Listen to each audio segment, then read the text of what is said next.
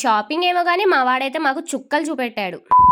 ఇక మ్యాటర్ ఏంటంటే లెహంగా తీసుకోవడానికి బయటికెళ్ళామని చెప్పాం కదా! ఇక అక్కడే శారీస్ తీసుకొని ఇక మీనా స్టోర్‌కెళ్ళేసి బుర్కాస్ అయితే కొత్త మంచియి వచ్చాయన్నమాట. సో, అందరం కూడా షాపింగ్ చేసేసాము. అక్కడే 10,000 అయింది బిల్లు. ఎందుకయిందో కూడా తెలీదు మాకైతే. ఇక నెక్స్ట్ మెయిన్‌గా కావాల్సింది పెళ్ళికూతురికి డ్రెసెస్ అనమాట.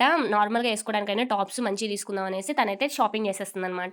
ఇక మేము తను షాపింగ్ చేసేలోపు మా విజ్జు గాడికి మంచి సూట్స్ తీసుకుందామని పైకెళ్ళాం గానీ ఒక్కటి కూడా నచ్చలేదు. ఇక నచ్చినయి ఏమన్నా ఉన్నాయంటే దాని పైన పికాక్స్ గానీ, లయన్స్ గానీ అవన్నీ ఉన్నాయన్నమాట. సో, మనం ఏసుకోకూడదు కాబట్టి అవైతే తీసుకోలేదనమాట.